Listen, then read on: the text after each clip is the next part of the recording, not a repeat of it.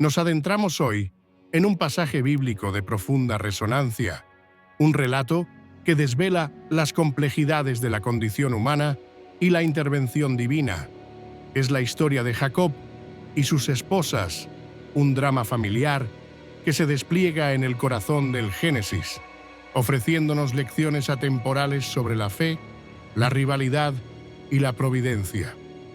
La narrativa que nos ocupa se centra en la intensa búsqueda de descendencia, un anhelo fundamental en las culturas antiguas y un pilar de la identidad y el legado.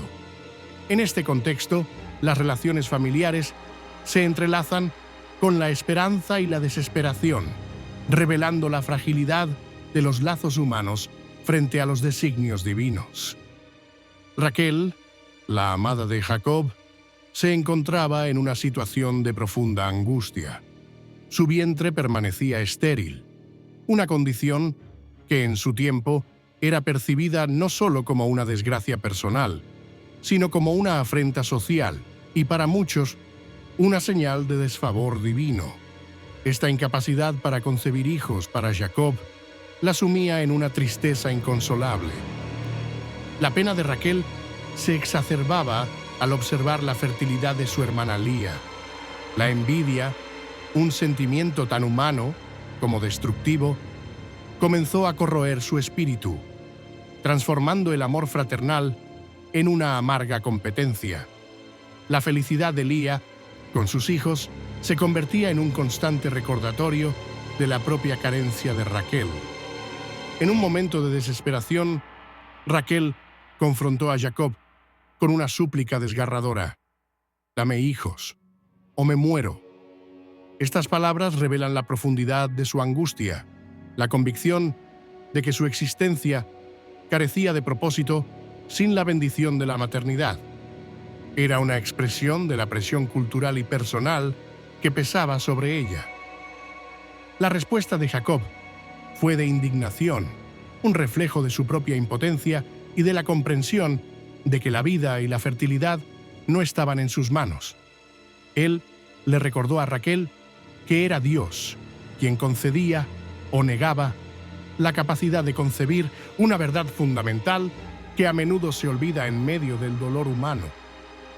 Ante la persistente esterilidad y la desesperación, Raquel recurrió a una práctica común en la antigüedad. Ofreció a su esclava, Bilhá, a Jacob como esposa. Esta decisión, aunque culturalmente aceptada, subraya la intensidad del deseo de Raquel por tener descendencia, incluso a través de un vientre sustituto.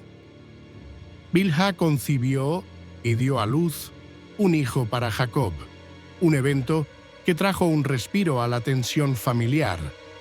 Este nacimiento, aunque no directamente de Raquel, representaba una esperanza y una extensión de su linaje, al menos en la percepción de la época.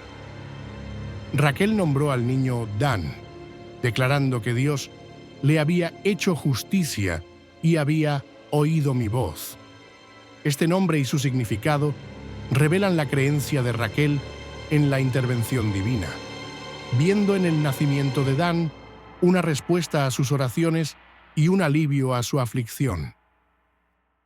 Poco después, Bilhá concibió un segundo hijo para Jacob.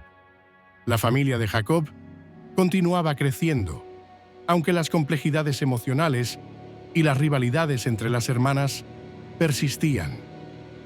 Raquel nombró a este segundo hijo Neftalí, proclamando que había luchado una gran lucha y había ganado. Este nombre es un testimonio de la batalla interna y externa que Raquel sentía estar librando, una lucha por la dignidad, el amor de Jacob y la bendición de la descendencia. Mientras tanto, Lía, quien había sido bendecida con varios hijos, experimentó un período de esterilidad. La dinámica de la fertilidad en la familia de Jacob era un constante recordatorio de la soberanía divina y la imprevisibilidad de la vida. Al igual que Raquel, Lía decidió ofrecer a su esclava, Zilpá, a Jacob como esposa. Esta acción demuestra la importancia de la descendencia y la solidaridad, aunque competitiva, entre las hermanas en su búsqueda de asegurar el linaje de Jacob. Zilpa concibió y dio a luz un hijo para Jacob, añadiendo otro miembro a la creciente familia. Cada nacimiento era un evento significativo, cargado de simbolismo y esperanza para el futuro de la casa de Jacob. Lía nombró a este hijo Gad, exclamando: ¡qué suerte! Este nombre refleja un sentimiento de fortuna y bendición, una percepción de que la providencia divina estaba obrando a su favor, incluso a través de su esclava. Zilpa concibió un segundo hijo para Jacob, consolidando aún más la descendencia de Lía a través de su sierva. La familia de Jacob se expandía, sentando las bases para las futuras tribus de Israel. Lía nombró a este segundo hijo Aser, expresando: ¡qué felicidad! Pues las mujeres la felicitarían. Este nombre y su significado revelan el deseo de Lía de ser reconocida y valorada, encontrando alegría en la aprobación social y en la bendición de la maternidad. La historia de la familia de Jacob está marcada por eventos que, aunque aparentemente menores, revelan profundas verdades sobre la naturaleza humana y la intervención divina. Uno de estos episodios es el de las mandrágoras. Rubén, el primogénito de Lía, encontró mandrágoras durante la cosecha de trigo. Estas plantas eran consideradas afrodisíacas y se creía que aumentaban la fertilidad, lo que las hacía muy valiosas en el contexto de la lucha por la descendencia. Raquel, al enterarse del hallazgo, solicitó algunas mandrágoras a Lía. Este pedido subraya la desesperación de Raquel por concebir y su disposición a probar cualquier medio que pudiera ayudarla a alcanzar la maternidad. Lía, resentida por la preferencia de Jacob hacia Raquel, acusó a su hermana de haberle quitado a su esposo y ahora de querer quitarle también las mandrágoras de su hijo. Esta confrontación expone la amargura y la rivalidad que persistían entre ellas. En un acto de negociación, Raquel ofreció a Lía la compañía de Jacob por una noche a cambio de las mandrágoras. Este intercambio, aunque sorprendente para la sensibilidad moderna, ilustra la intensidad de la competencia y el valor que se le daba a la fertilidad. Jacob durmió con Lía esa noche, y la Escritura nos dice que Dios la escuchó.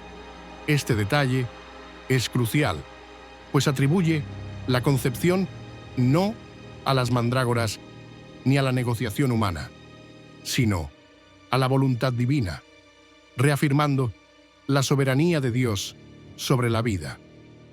Lía concibió y dio a luz a Isacar, declarando que Dios la había recompensado por haber entregado a su esclava. Este nombre y su significado reflejan la creencia de Lía en la justicia divina y en la recompensa por sus acciones. Lía concibió nuevamente y dio a luz a Zabulón, creyendo que Dios le había dado un precioso regalo. Cada hijo era visto como una bendición directa de Dios, un testimonio de su favor y una fuente de alegría para la madre. Finalmente, Lía tuvo una hija, a quien llamó Dina. La llegada de una hija completaba la familia de Lía, aunque la narrativa bíblica se centra principalmente en los hijos varones, quienes serían los fundadores de las tribus de Israel. Después de años de espera y angustia, la Escritura nos revela que Dios se acordó de Raquel, escuchó su clamor y hizo fértil su vientre. Este es un momento de profunda significación, un recordatorio de que la providencia divina opera en su propio tiempo y a su manera. Raquel concibió y dio a luz un hijo, el anhelado primogénito de su propio vientre. Este nacimiento fue el cumplimiento de una promesa tácita y el fin de una larga y dolorosa espera, trayendo una inmensa alegría a Raquel y a Jacob. Ella lo nombró José, declarando que Dios había borrado mi desgracia y expresando la esperanza de tener un hijo más. El nombre José, que significa añadir, encapsula tanto el alivio por el pasado como la esperanza por el futuro, un deseo de que la bendición de la fertilidad continuara. Con el nacimiento de José, la vida de Jacob alcanzó un punto de inflexión. La promesa de descendencia se estaba cumpliendo y su corazón comenzó a anhelar el regreso a su tierra natal, a la casa de sus padres. Después del nacimiento de José, Jacob sintió que había llegado el momento de regresar a su tierra y a su familia. Había cumplido su servicio a Labán y había visto crecer su propia familia, y ahora deseaba establecerse en su propio hogar. Jacob pidió permiso a Labán para regresar a su patria, un paso necesario para disolver su acuerdo de servicio. Este momento marca el inicio de una nueva fase en la vida de Jacob, una transición de siervo a patriarca independiente. Labán, reconociendo la bendición de Dios a través de Jacob, le pidió que se quedara y que nombrara su salario. La prosperidad de Labán había sido directamente atribuida a la presencia y el trabajo diligente de Jacob, lo que le hacía reacio a dejarlo ir. Jacob, con una elocuencia que reflejaba su integridad y su arduo trabajo, relató su fiel servicio y la prosperidad que había traído a los rebaños de Labán. Sus palabras eran un testimonio de su dedicación y de la bendición divina que lo acompañaba. Jacob expresó su deseo de proveer para su propia casa, de establecer su propio legado y de asegurar el futuro de su numerosa familia. Este anhelo de independencia y de responsabilidad familiar es un tema recurrente en la narrativa patriarcal.